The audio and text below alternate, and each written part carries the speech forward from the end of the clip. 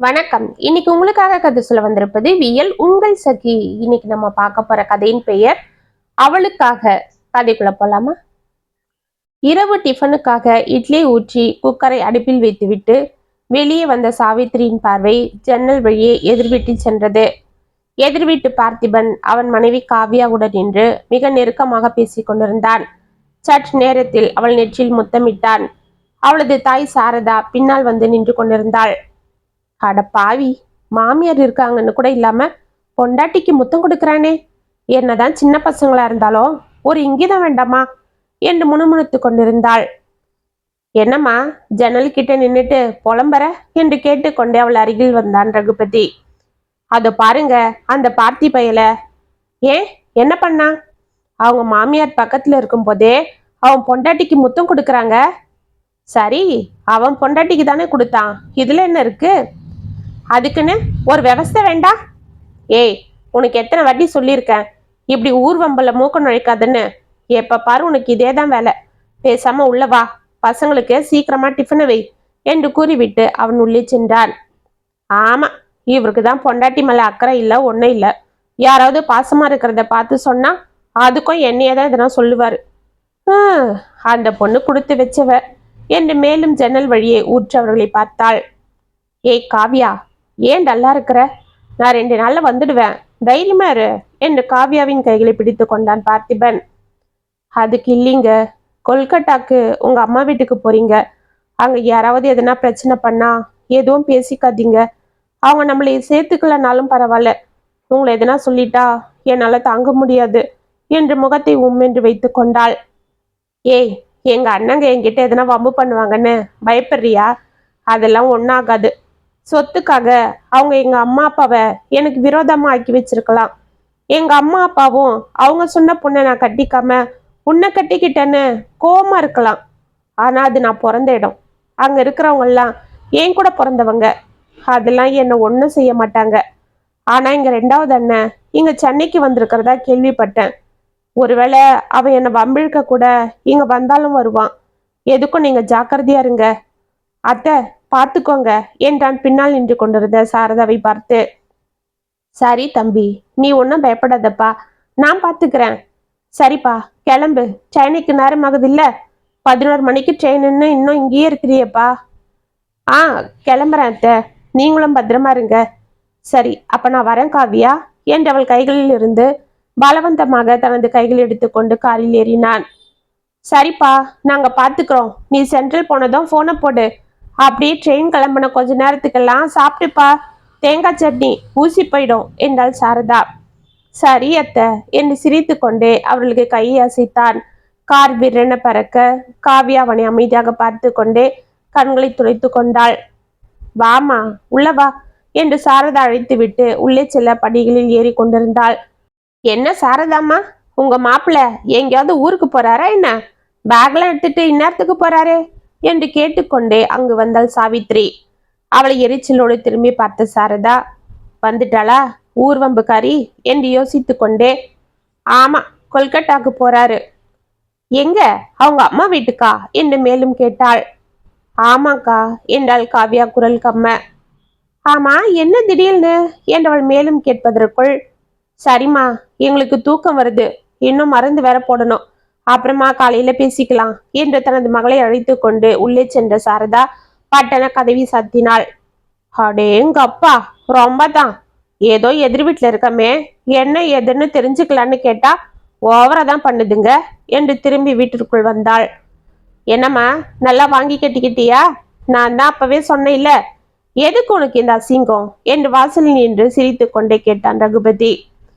ஆமா, ஏதோ எதிர் வீட்டுக்காரங்களாச்சே, அந்த பையன் இந்நேரத்துக்கு எங்கேயோ போறானே, பொம்பளைங்க தனியா இருப்பாங்களேன்னு அக்கறையோட விசாரிக்க போனா அந்த கிழவி ரொம்ப தான் ஓவரா பண்றா.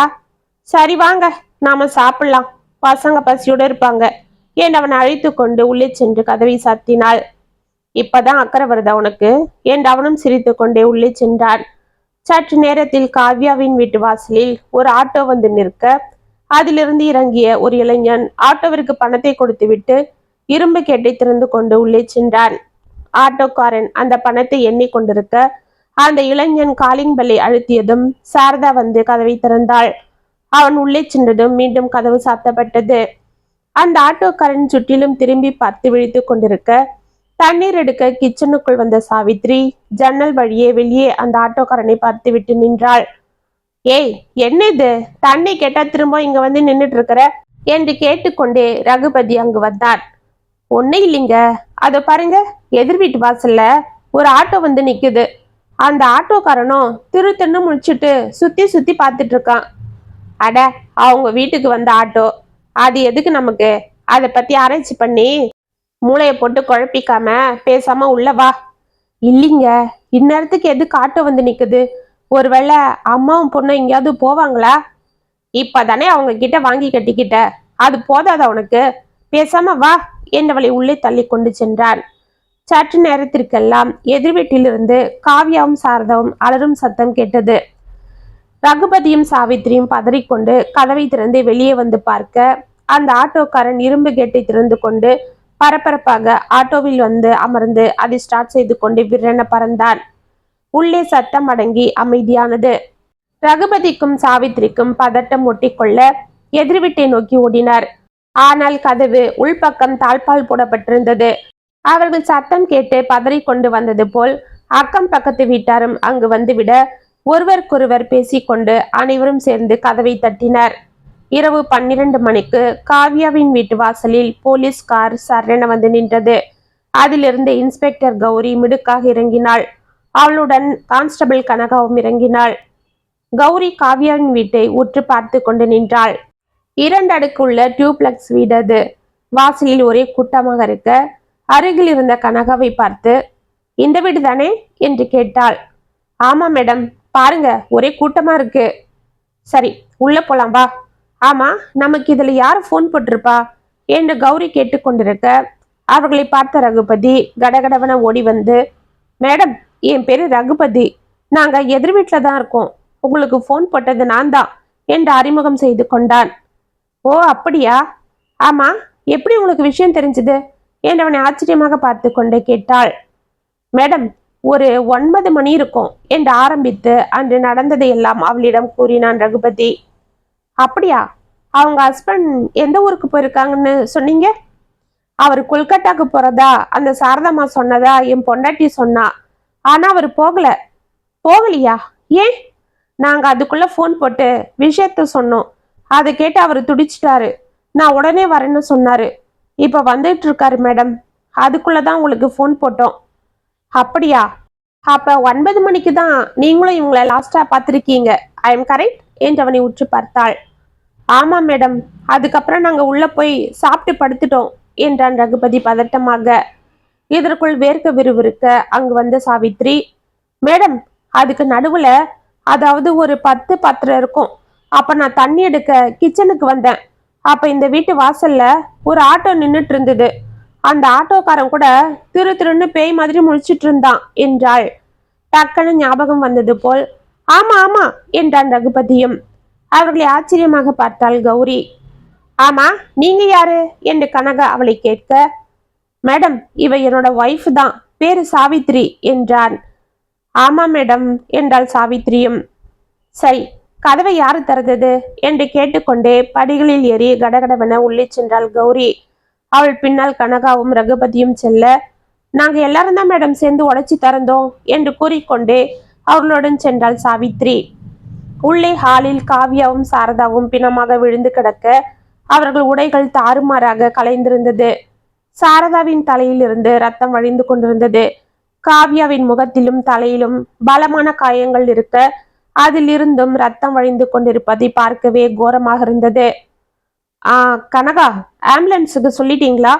ஃபாரன்சிக் டிபார்ட்மெண்ட்டுக்கும் சொல்லியாச்சா என்று கேட்டாள் கௌரி.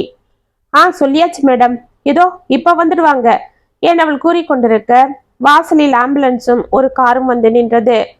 பத்திரிகையாளர்கள் உள்ளே அந்த பிரேதத்தை சுற்றி போட்டோ எடுத்து கொண்டிருக்க ஃபாரன்சிக் டிபார்ட்மெண்ட் ஆட்கள் அவர்களை வேலைகள் செய்து கொண்டிருந்தனர்.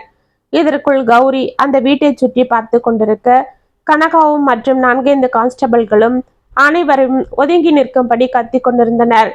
அப்பொழுது ஒரு கால் டாக்ஸி வந்து வாசலில் நிற்க அதிலிருந்து பார்த்திபன் இறங்கி ஒன்றும் புரியாமல் அனைவரையும் பார்த்து கொண்டு பிரமை பிடித்தவன் போல் நின்று கொண்டிருந்தான். அவனை பார்த்துவிட்டு ரகுபதி ஓடி வந்து அனைத்தையும் கூற, காவ்யா என்று அலறிக்கொண்டே உள்ளே ஓடிய பார்த்திபன் அந்த பிணங்களை பார்த்து அதிர்ந்து பேக்கை கீழே போட்டுவிட்டு அப்படியே சுவரில் சாய்ந்து தொப்பனை கீழே அமர்ந்தான். கௌரி அவனை பார்த்து கொண்டே கீழே இறங்கி வந்தாள். மேடம், அந்த பொண்ணோட ஹஸ்பண்ட் இவர்தான் என்று அவளிடம் கூறினாள் கனகா. ஓ அப்படியா, நீங்க தான் மிஸ்டர் பார்த்திபனா என்று நிலை குலைந்து அமர்ந்திருந்த பார்த்திபனை பார்த்து கேட்டாள் கௌரி. ஆமா மேடம் என்று மெதுவாக கூறிக்கொண்டே காவ்யாவின் உடலை வெறிக்க பார்த்து கொண்டிருந்தான். உங்ககிட்ட கொஞ்சம் விசாரிக்கணும், ப்ளீஸ் எங்க கூட கோஆப்ரேட் பண்ண முடியுமா? ஏன்னா இப்போ உங்க மனநிலைமை எங்களுக்கு நல்லா புரியும். ஆனா என்ன செய்யறது, என்னோட வேலையை நான் பார்த்துதான் ஆகணும் என்றாள் கௌரி. அவளை மெதுவாக திரும்பி பார்த்து கொண்டே எழுந்தான் பார்த்திபன். இதற்குள் 2 உடல்களையும் ஸ்ட்ரக்சரில் வைத்து எடுத்துக்கொண்டு வெளியே சென்று ஆம்புலன்ஸில் ஏற்றினார். காவ்யா காவ்யா என்று பார்த்திபன் அலறிக்கொண்டே வெளியே ஓட ஆம்புலன்ஸ் வீரென பறந்தது. காதறி அழும் பார்த்திபனை அனைவரும் பிடித்து கொண்டனர். இதற்குள் அங்கு ஒரு கார் வந்து நிற்க அதிலிருந்து ஒரு இளைஞன் இறங்கி, பார்த்திபா என்னடா இது என்று அழுது கொண்டே அவன் அருகில் வந்தான். கௌரி அவனை ஆச்சரியமாக பார்த்து கொண்டே, நீங்க யாரு என்று கேட்டாள். நான் பார்த்திபனோட அண்ணன் தினேஷ் என்று அழுது கொண்டே பார்த்திபனை கட்டி கொண்டான். ஓ அப்படியா, நீங்க எங்க இருக்கீங்க? நாங்க கொல்கட்டால இருக்கோம் மேடம்.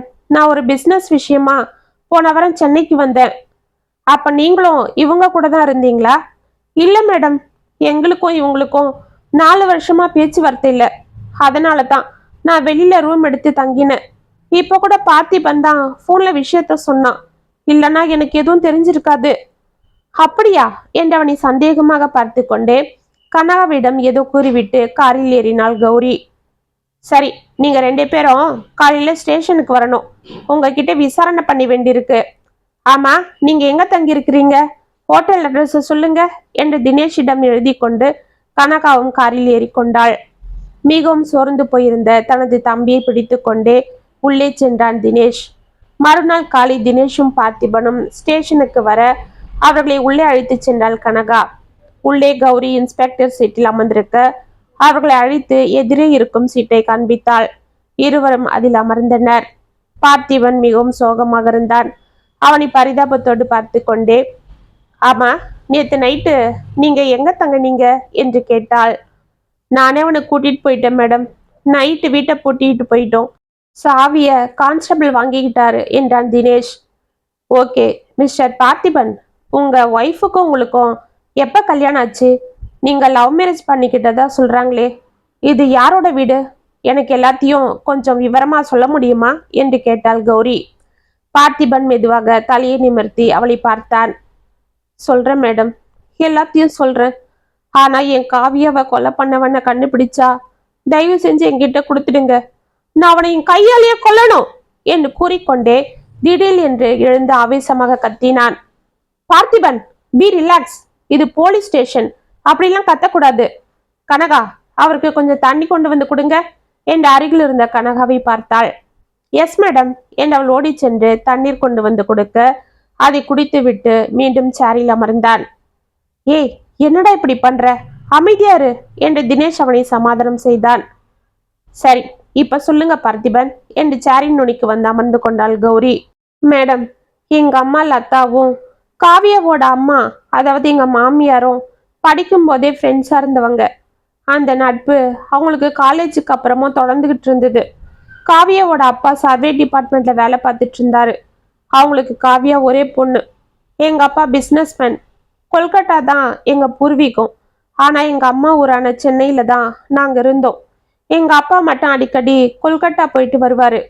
என் கூட பிறந்தவங்க இதோ இந்த தினேஷும் எங்க மூத்த அண்ணன் விஸ்வாவும் தான். நாங்க அடிக்கடி லீவுக்கெல்லாம் எங்க சாரதாத்த வீட்டுக்கு வருவோம். அவங்களும் எங்க வீட்டுக்கு வருவாங்க. அப்பவே எனக்கு காவியானா ரொம்ப பிடிக்கும். போக போக அது காதலா மாறிடுச்சு.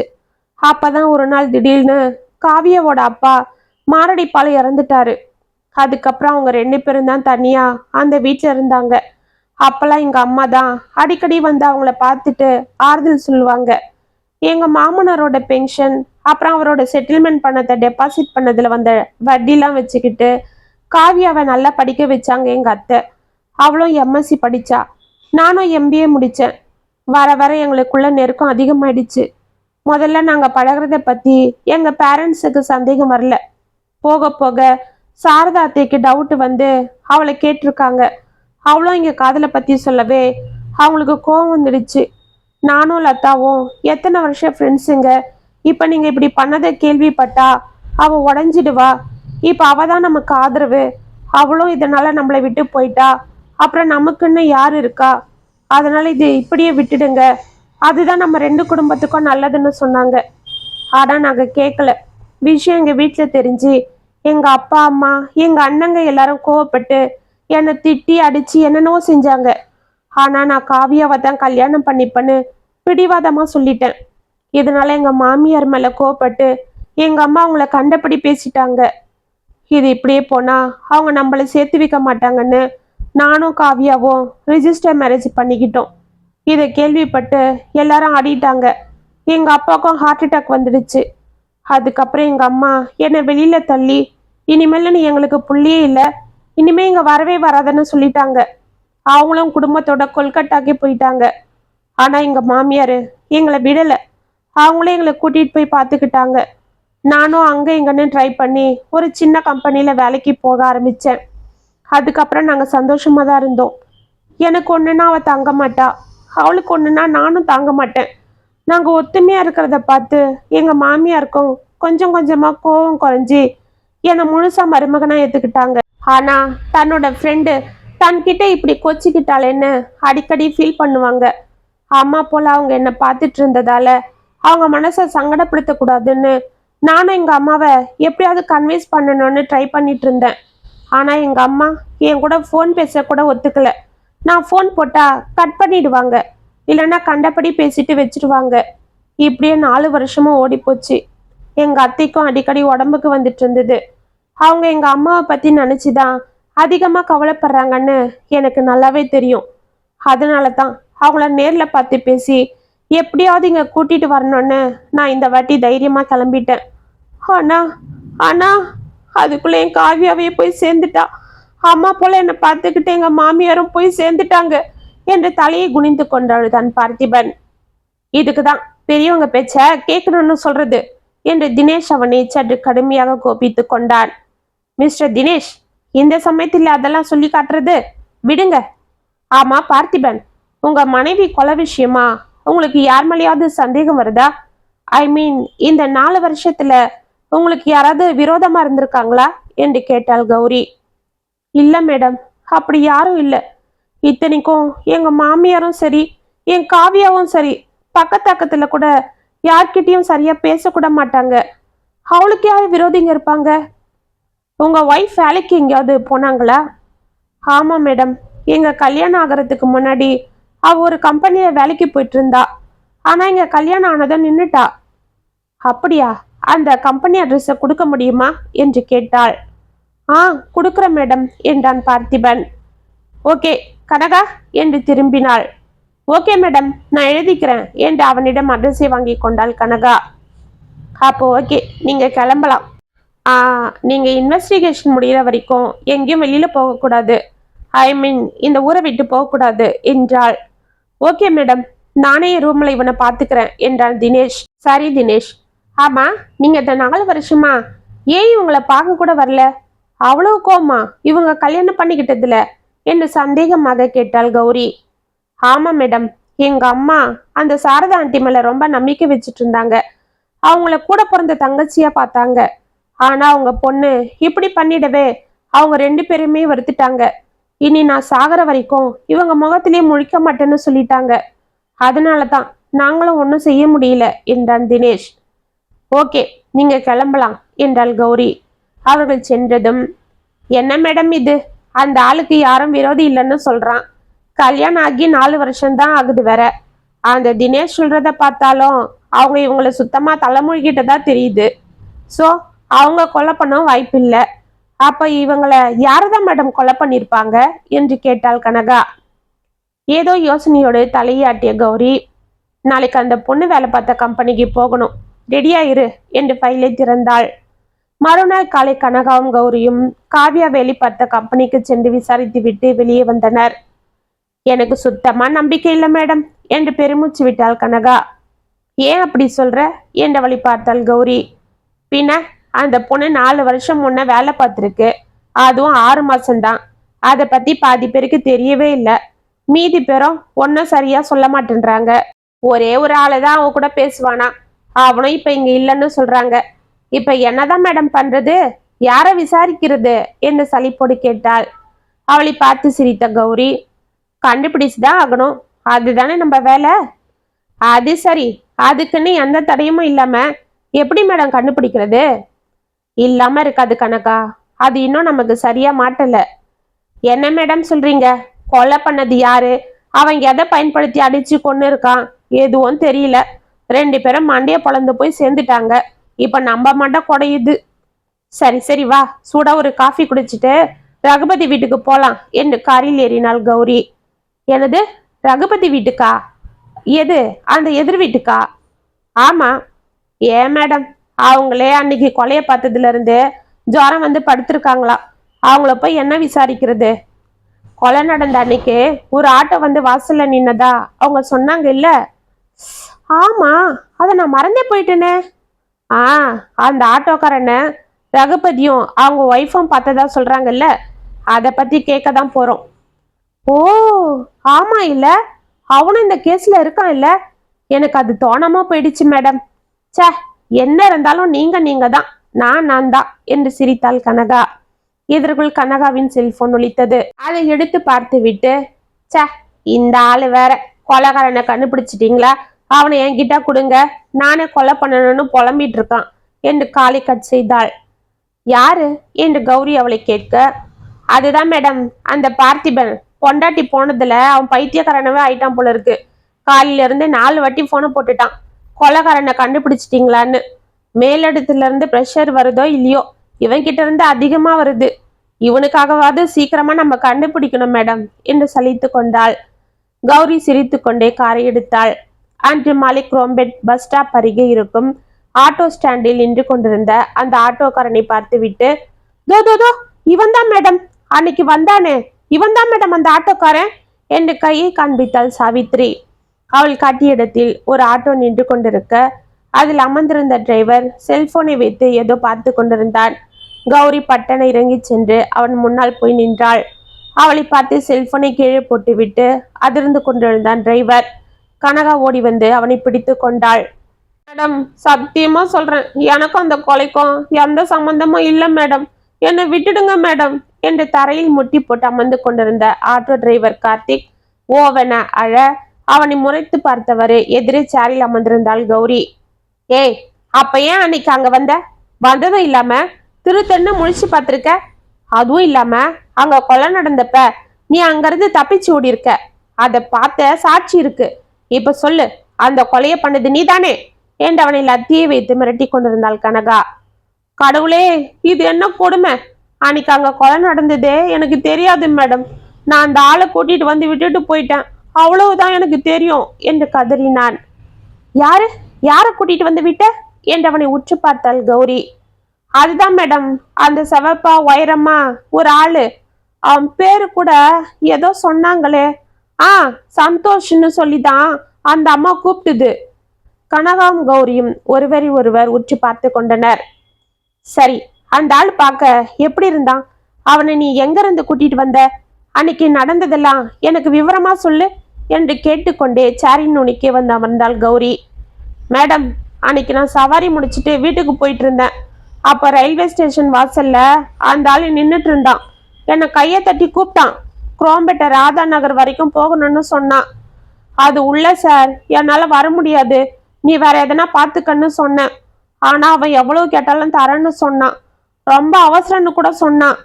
சரி, பணம் எக்ஸ்ட்ராவா வந்தா பிள்ளைங்களுக்கு பிரியாணி வாங்கின்னு போலான்னு நானும் ஆசைப்பட்டு அவனை கூட்டிட்டு போனேன் மேடம். அந்த ஆள் இறங்கினதும் என்கிட்ட பணத்தை கொடுத்துட்டு உள்ள போயிட்டான். கதவை திறந்து ஒரு வயசான பொம்பளை தான் வாப்பா சந்தோஷ்னு அவனை உள்ள கூட்டிட்டு போச்சு. நானும் சரி கிளம்பலன்னு ஆட்டோவை எடுத்தேன். ஆனா அவன் கொடுத்த நோட்டுல உன்னை கிழிஞ்சிருந்தது மேடம். அப்பதான் பார்த்தேன். உடனே அவனாட்டியே அதை மாத்திக்கலான்னு இறங்கி உள்ள போனேன் மேடம். ஆனா உள்ள ஏதோ கசமசன்னு சத்தம் கேட்டுது. 2 பொம்பளைங்க கத்திக்கின்னு இருந்தாங்க. உள்ள யாரோ கதவை தடன்னு தட்டுற சத்தம் வர கேட்டுது. எல்லாம் கலந்து ஒரே இறைச்சலா இருந்தது. எனக்கு ஒன்றும் சரியா கேட்கல. கொஞ்ச நேரத்துக்கெல்லாம் அந்த பொம்பளைங்க ஒன்று கத்தி அலறிச்சிங்க. அந்த சத்தத்தை கேட்டு என் ஈரக்கொலைய நடுங்கி போயிடுச்சு மேடம். அதுதான் அங்கிருந்து ஓடி வந்துட்டேன். இவ்வளவுதான் எனக்கு தெரியும் மேடம். இப்ப நீங்க சொல்றதை கேட்டுதான் அதுங்களை யாரோ கொலை பண்ணாங்கன்னு எனக்கு தெரியுது என்றான். ஓ அப்படியா என்று திரும்பிய கௌரி, கனகா, அந்த கொலை நடந்தப்ப அந்த வீடு உள் பக்கமா தாப்பா போடப்பட்டு தானே இருந்தது. அவங்கெல்லாம் அப்படித்தானே சொன்னாங்க. ஆமா மேடம். ஆனா தோட்டத்து பக்கம் கதவு திறந்திருந்ததுன்னு அங்க இருந்தவங்க சொன்னாங்க. ஆமா, நானும் அதை கவனிச்சேன். சரி, அந்த ஆள் வரும்போது கையில எதனா கொண்டு வந்தானா என்று கார்த்திகை கேட்டாள் கௌரி. ஆ, கையில இல்ல மேடம், பின்னாடி தோல்ல ஒரு பேக மாட்டின்னு இருந்தான். அப்படியா என்று யோசித்த கௌரி, கனகா, இந்த சந்தோஷ் என்ற பேரை நாம எங்கேயோ கேட்டோம் இல்ல என்று சந்தேகமாக கேட்டாள். ஆமா மேடம், எனக்கு கூட அதுதான் யோசனையா இருக்கு என்று மேலே பார்த்தாள் கனகா. காலையில அவங்க ஆபீஸ்ல விசாரணைக்கு போயிருந்தப்ப அந்த காவியா அங்க வேலை பார்த்தப்ப ஒரு ஈவெண்ட் நடந்தது. அதுல எடுத்த போட்டோன்னு ஒரு சில போட்டோலாம் கொடுத்தாங்கல்ல. ஆமா மேடம், கொடுத்தாங்களே. நான் தானே வாங்கி ஃபைல்ல வச்சேன். ஆ, அதை கொண்டு வா. அதுல அந்த காவியா கூட நெருக்கமா பழகினா ஒரு பையன்னு சொன்னாங்களே, அவன் பேரு கூட சந்தோஷ்னு தானே சொன்னாங்க. எனக்கு அது ஞாபகம் இருக்கு. ஒருவேளை அவன் தான் இவன்னு பாப்போம் என்றாள். ஆமா மேடம், இது எனக்கு தெரியாம போயிடுச்சே என்று வெளியே ஓடி போய் அந்த ஃபைலில் இருந்த போட்டோவை கொண்டு வந்து கொடுத்தாள் கனகா. அதை பார்த்து விட்டு, ஆமா மேடம், இவனே தான் என்றான் கார்த்திக். கௌரி சிரித்து கொண்டே கனகாவை பார்த்தாள். அன்று மாலை போஸ்ட்மார்ட்டம் ரிப்போர்ட் வந்துவிட அதை பார்த்துவிட்டு கொலை நடந்த காவ்யாவின் வீட்டிற்கு சென்றாள் கௌரி. மறுநாள் காலை மீண்டும் காவ்யா வேலை பார்த்த ஆபீஸிற்கு சென்று சந்தோஷின் அட்ரஸை வாங்கி கொண்டு எக்மோருக்கு விரைந்தனர் கௌரியும் கனகாவும். அவர்களை பார்த்த சந்தோஷின் பெற்றோர்கள் பதற மாடி அறையில் இருந்த சந்தோஷ் அப்படியே எகிரி குதித்து ஓட முயற்சி செய்தான். கௌரி ஓடி சென்று ஒரே பாய்ச்சலாக பாய்ந்து அவனை பிடிக்க இதற்குள் கனகா ஓடி வந்து அவன் கையில் விலங்கை போட்டு இழுத்து கொண்டு கீழே வந்தாள். மேடம், மேடம், எனக்கு அந்த கொலைக்கும் எந்த சம்பந்தமும் இல்லை மேடம். தயவு செஞ்சு என்ன நம்புங்க, என்ன நம்புங்க என்று சந்தோஷ் கத்தி கொண்டே வர, எல்லாம் உங்க மாமியார் வீட்டுல வந்து சொல்லிடா, வாடா என்று அவன் இழுத்து சென்று வண்டியில் ஏற்றினாள் கனகா. கௌரி காரை எடுக்க கார் விரென பாய்ந்தது. மேடம், தயவு செஞ்சு நான் சொல்றத கேளுங்க மேடம். எனக்கும் அந்த கொலைக்கும் எந்த சம்பந்தமும் இல்லை என்று சேரில் விலங்கோட அமர்ந்திருந்த சந்தோஷ் அலறினான். அப்படியா, சரி, அப்ப அந்த காவியாக்கும் உனக்குமாவது சம்மந்தம் இருக்கா என்றவன் தலைமுடியை பிடித்து நிமிர்த்தியவாறு கேட்டாள் கௌரி.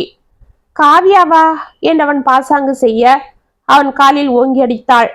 ஆ மேடம், சொல்லிடுறேன் மேடம், சொல்லிடுறேன். அந்த காவியாவை எனக்கு தெரியும் தெரியும் என்று கத்தினான். ஆ, அப்படி வா வழிக்கு. அடி உதவுறது போல அண்ணன் தம்பி கூட உதவ மாட்டாங்கன்னு சும்மாவா சொன்னாங்க? இதோ பாருடா, எங்க மேடம் பார்க்கதான் சாது, ஆனா பாயும் புலி, சிங்கப்பெண்.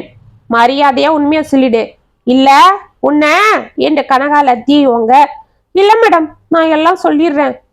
காவியாக்கு கல்யாணம் ஆகிறதுக்கு முன்னாடி நான் வேலை பார்த்த கம்பெனியில தான் அவளும் வேலைக்கு வந்துட்டு இருந்தா. அவளை முத பார்த்ததுமே நான் அவளை விரும்ப ஆரம்பிச்சிட்டேன். ஆஹா, கண்டதும் காதலா என்றாள் கனகா. ஆமா மேடம், ஆனா அவ என்னை விரும்பல. ஆனா நான் அவளை விடல, தொந்தரவு பண்ணிட்டே இருந்தேன். அப்பதான் அவ ஃபேமிலி ஃப்ரெண்டான பார்த்திபனை சின்ன வயசுல இருந்து விரும்புறதா சொன்னான். அவனை தான் கல்யாணம் பண்ணிக்க போறதாவும் சொன்னான். அதுக்கப்புறம் நான் அங்கிருந்து நின்னுட்டேன். கொஞ்ச நாள் வரைக்கும் அவன் ஞாபகமாவே சுத்திட்டு இருந்தேன். என்ன முயற்சி பண்ணாலும் என்னால அவளை மறக்க முடியல. நான் வேற இடத்துல வேலைக்கு சேர்ந்துட்டேன். நான் பிஏ படிச்சிருந்ததால எனக்கு நல்ல கம்பெனிலே வேலை கிடைச்சது. நல்ல வருமானமும் வர ஆரம்பிச்சது. நான் என் வேலையில ஃபோக்கஸ்டோட இருந்தேன். அப்பதானே 4 வருஷம் கழிச்சு ஒரு நாள் எங்க கம்பெனிக்கு இன்டர்வியூக்கு வந்திருந்தா என் காவியா. என்னது, உன் காவியாவா என்று சீறினாள் கனகா. இல்ல மேடம், காவியா. ஆ, அப்படி சொல்லு. ஊராம் பொண்டாட்டியே உன் காவியான்னு சொல்ற என்று அவனை முறைத்தாள். சரி சொல்லு, அந்த பொண்ண அங்க பார்த்ததும் நீ அவகிட்ட பேசுனியா என்று கேட்டாள் கௌரி. ஆமா, எப்படி இருக்கிற என்ன ஏதுன்னு விசாரிச்சேன். அப்பதான் அவ எனக்கு கல்யாணம் ஆகி 4 வருஷம் ஆச்சு. ஆனா எங்க வீட்டுக்காரருக்கு சரியான வேலை இல்லை. அதனால வர்ற வருமானம் பத்தாம நானும் வேலைக்கு போக முடிவு பண்ணியிருக்கேன்னு சொன்னான். உடனே நான் என்னோட இன்ஃப்ளூயன்ஸ்ல அவளுக்கு அந்த வேலையை வாங்கி கொடுத்தேன். அவ ரொம்ப சந்தோஷப்பட்டு நன்றி சொன்னான். அதுக்கப்புறம் திரும்பவும் எங்க நட்பு தொடர்ந்தது. அவ என்கிட்ட இந்த வாட்டி ரொம்ப டீப்பாவே பழக ஆரம்பிச்சா. டீப்பானா? அதுதான் மேடம், அவங்க பர்சனல் விஷயத்தெல்லாம் சொல்லுவா. அப்பதான் அவளுக்கும் அவங்க ஹஸ்பண்டுக்கும் நடுவுல ஏதோ சரியான அண்டர்ஸ்டாண்டிங் இல்லைன்னு தெரிய வந்தது. அதுவும் இல்லாம அவங்க அண்ணன்களால அவளுக்கும் அவங்க அம்மாக்கும் பிரச்சனையா இருக்குன்னு சொல்லி அழுதா. உடனே என் மனசுல சபலம் வந்துடுச்சு. இந்த நேரத்துல அவளை என் பக்கம் இழுக்க முடிவு பண்ணேன். என்னோட வருமானம், அந்தஸ்து இதெல்லாம் காமிச்சு அவ மனசையும் கொஞ்சம் கொஞ்சமா மாத்திட்டேன். அந்த சமயம் அவங்க ஹஸ்பண்ட் அவளை வேலைக்கெல்லாம் போகக்கூடாதுன்னு சொல்லி திட்டவே வேலையை விட்டு நின்னுட்டா. நாங்க 2 பேரும் கல்யாணம் பண்ணிக்க முடிவு பண்ணோம். அட பாவிங்களா என்றாள் கனகா. அதுக்காக தான் அன்னைக்கு நான் அங்க போனேன். அவளை கூட்டிட்டு அந்த ஊரை விட்டே போயிட முடிவு பண்ணேன். இதுக்கு அவங்க அம்மாவும் சப்போர்ட் பண்ணாங்க. நல்ல குடும்பம் மேடம் இது என்றாள் கனகா. ஷோ, பேசாம இரு. ஆமா சந்தோஷ், அன்னைக்கு நீங்க 3 பேரும் தான் ஊரை விட்டு ஒன்னா போக இருந்தீங்களா? ஆமா மேடம். எங்க போக இருந்தீங்க? மும்பையில இருக்கிற என்னோட ஃப்ரெண்டு வீட்டுக்கு. அதுக்கு எல்லா ஏற்பாடும் நான் பண்ணிட்டேன். ஆனா நாங்க அங்க போகத்தான் சரியான சந்தர்ப்பத்தை எதிர்பார்த்துட்டு இருந்தோம். அதுக்கு நேரமும் வந்தது. அன்னைக்கு பார்த்திபன் அவங்க அம்மாவை பார்க்க கொல்கட்டா போனாரு. அவர் போனதும் நான் அங்க போய் இறங்கினேன். சாரதா ஆண்டி தான் என்னை உள்ள கூட்டிட்டு போனாங்க. ஆமா, ஆன்ட்டியா ஆன்ட்டி, மேல சொல்லுடா என்றாள் கனகா. நாங்க 3 பேரும் சேர்ந்துக்கிட்டு ட்ரெஸ் எல்லாம் பேக் பண்ணிட்டு இருந்தோம். அப்ப நான் ரெஸ்ட் ரூம் போயிட்டு வரேன்னு உள்ள போனேன். அப்ப யாரோ என்னை பாத்ரூம்ல வச்சு வெளியில தாப்பா போட்டுட்டாங்க. வெளியில ஒரு ஆம்பளை குரல் கேட்டது. கூட சாரதா ஆண்டியும் காவியாவும் தான் ஏதோ கத்தி அவங்கிட்ட பேசிட்டு இருந்தாங்க. கொஞ்ச நேரத்துக்கெல்லாம் அவங்க 2 பேரும் அலற சத்தம் கேட்டது. நான் நடுங்கிட்டேன். கதவை தடதடன்னு தட்டேன். ஆனா யாரும் திறக்கல. கொஞ்ச நேரத்துக்கெல்லாம் ஏதோ தொப்புன்னு சத்தம் கேட்டது. நான் வந்த வெறியெல்லாம் ஒன்னா சேர்த்து அந்த கதவை எட்டி உதைச்சேன். கதவு திறந்துக்குச்சு. நான் ஓடி போய் பார்த்தா காவியாவும் அவங்க அம்மாவும் ரத்த வெள்ளத்துல இறந்து கிடந்தாங்க. நான் பதறிக்கிட்டு அங்கிருந்து எப்படி ஓடுறதுன்னு தெரியாம ஓடுனேன். அப்ப பின்பக்க கதவு திறந்திருந்தது. அதை பார்த்துட்டு அது வழியா நானும் ஓடினேன். அந்த வீடு அந்த தெருவுல லாஸ்ட் வீடு. அதுக்கு பின்னாடி கிரவுண்டு தான் இருந்தது. அந்த நிலா வெளிச்சத்துல தூரமா ஒரு உருவம் ஓடிட்டு இருந்ததை பார்த்தேன். அப்புறம் அது தெரியல, இருட்டுல மறைஞ்சு போயிடுச்சு. நானும் பயந்துக்கிட்டு அங்கிருந்து எகிரி குதிச்சு ஓடி எப்படியோ மெயின் ரோட்டுக்கு வந்து ஆட்டோ பிடிச்சு வந்து சேர்ந்துட்டேன் மேடம். இதுக்கப்புறம் எனக்கு ஒண்ணுமே தெரியாது என்று அழுதான். ஆமா, பண்றதெல்லாம் பண்ணிட்டு ஒன்னும் தெரியாதான் என்று கூறிக்கொண்டே அவனை இழுத்து கொண்டு போய் உள்ளே தள்ளினாள் கனகா. கௌரி அமைதியாக எழுந்து வந்து ஃபைலை திறந்து பார்த்துவிட்டு கடகடவனை எழுந்து வெளியே சென்று காரில் ஏறினாள். மறுநாள் காலை கதவு தட்டும் சத்தம் கேட்டு கதவை திறந்தான் தினேஷ். வாசலில் கௌரியும் அவள் அருகே கனகாவும் நின்று கொண்டிருப்பதை பார்த்துவிட்டு, என்ன மேடம், விசாரணையா என்று கேட்டுக்கொண்டே உள்ளே நடந்தார். இதற்குள் அவர்களை பார்த்த பார்த்திபன், வாங்க மேடம், கொலையாளியை கண்டுபிடிச்சிட்டீங்களா? யார் அவன்? யாரு? அவனை என்கிட்ட கொடுங்க என்று கத்தினான். கண்டுபிடிச்சிட்டோம் மிஸ்டர் பார்த்திபன், அவனை பிடிக்கதான் வந்திருக்கோம் என்றாள் கௌரி. அப்படியா? யார் மேடம், யார் அது என்றவன் பதற தினேஷ் திருவன விழித்தான்.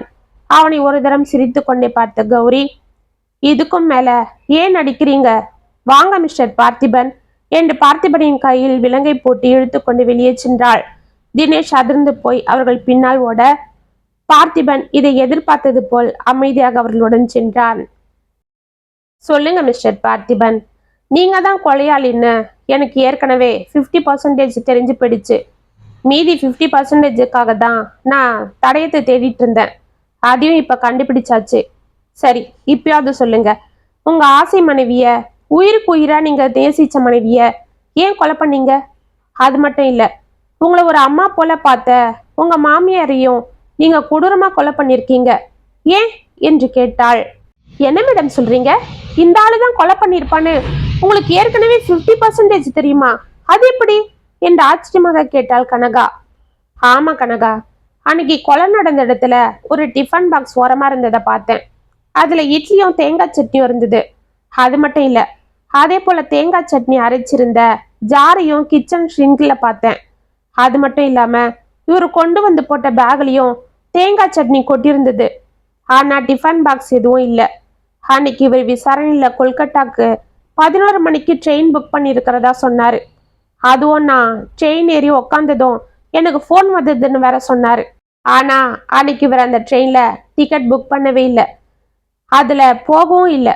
நான் சென்ட்ரல்ல போய் எல்லாத்தையும் விசாரிச்சேன். அப்பவே எனக்கு இவர் தான் கொலையாளின்னு கன்ஃபார்ம் ஆயிடுச்சு. ஆனாலும் இதனால மட்டும் நம்ம எதையும் சொல்லிட முடியாது. அதுக்கு சரியான எவிடன்ஸ் முழுசா தெரியணும்.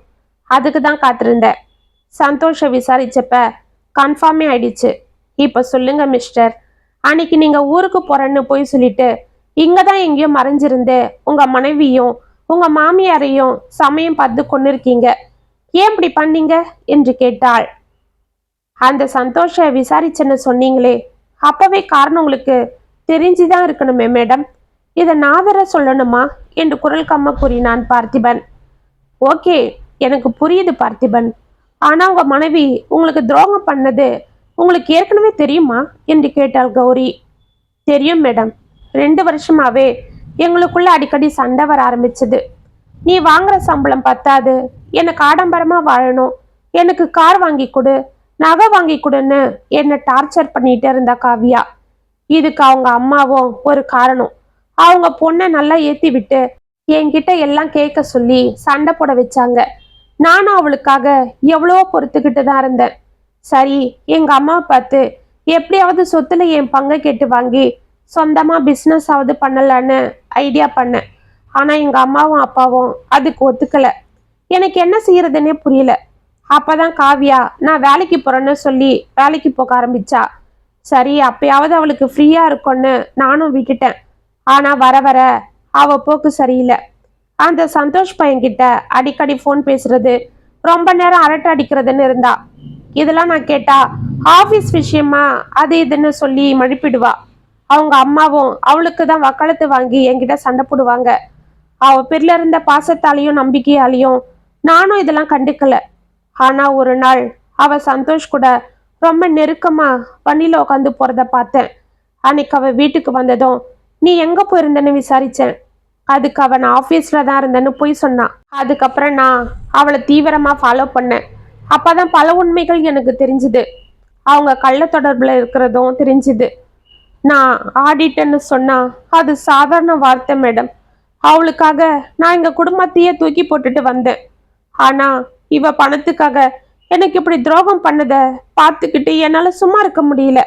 அவளை வேலைக்கு போக கூடாதுன்னு நிறுத்திட்டேன். அவளுக்கும் என் மேல சந்தேகம் வந்திருக்கும்னு நினைக்கிறேன். உடனே அவங்க ஊரை விட்டு போக ஏற்பாடு பண்ணாங்க. அதுவும் எனக்கு தெரிஞ்சு போயிடுச்சு. அதுதான் அன்னைக்கு அம்மாவை பார்க்க கொல்கட்டா போறேன்னு போய் சொல்லி நான் மெயின் ரோட்ல இருந்து இறங்கி பின்பக்கமா வந்து மாடியில ஒளிஞ்சிருந்தேன். ஏற்கனவே நான் போகும்போது பின்பக்க கதவை தாப்பா போடாம சும்மா தான் சாத்தி வச்சிருந்தேன். பதட்டத்துல இருந்த அம்மாவும் பொண்ணும் அதை கவனிக்காம அவங்க கிளம்புறது தான் இருந்தாங்க. அப்பதான் சந்தோஷ் வந்தான். அவன் ரெஸ்ட் ரூம் போன சமயம் பார்த்து அந்த கதவை தாப்பா போட்டுட்டு நான் கீழே போனேன். என்னை பார்த்து 2 பேரும் அதிர்ந்துட்டாங்க. எனக்கும் காவியாக்கும் சண்டை வந்தது. அவளை கொலை பண்ணத்தான் நான் திட்டம் போட்டாலும் அவன் முகத்தை பார்த்ததும் எனக்கு மனசு வரல. அப்போ கூட நான் அவகிட்ட போனதெல்லாம் போகட்டும், இப்பயாவது திருந்து நான் உன்னை ஏத்துக்கிறேன்னு சொன்னேன். ஆனா அவ பிடிவாதமா நீ வேண்டாம், எனக்கு சந்தோஷ் தான் வேணும், உன் காதலை விட அவன் பணம் தான் எனக்கு முக்கியம்னு சொல்லிட்டா. எனக்கு வந்த ஆத்திரத்துல நான் ஏற்கனவே பேக்ல கொண்டு போன சுத்தியை எடுத்து அவளை தலையில் அடிச்சிட்டேன். இந்த முகத்தை வச்சு தானே என்னை ஏமாத்துறேன்னு என் கையாலேயே அவளை அடிச்சு கொன்னேன். அவளுக்காகவே வாழணும்னு ஆசைப்பட்டேன்னா அவ செஞ்ச துரோகத்தை தாங்க முடியாம அவளையே கொன்னுட்டேன் என்று கதறி கொண்டே கீழே தொப்பன சாய்ந்தான். கௌரி அவனை பரிதாபமாக பார்த்து கொண்டு நின்றாள். கனகா அவனை மெதுவாக எழுப்பி லாக்கப்பின் உள்ளே அனுப்பினாள். இத்துடன் அவளுக்காக கதை முற்றும். உங்களுக்கு எழுதின இந்த கதை உங்களுக்கு பிடிச்சிருந்தா கமெண்ட்ஸ்ல சொல்லுங்க, லைக் பண்ணுங்க, ஷேர் பண்ணுங்க, மறக்காம சப்ஸ்கிரைப் பண்ணிக்கோங்க. மீண்டும் நாளைக்கு வர ஒரு சுவாரஸ்யமான கதையோடு உங்களை சந்திக்கிறேன். அது வரைக்கும் என்னை பிள்ளையருங்க. இப்படிக்கு வியல் உங்கள் சகி.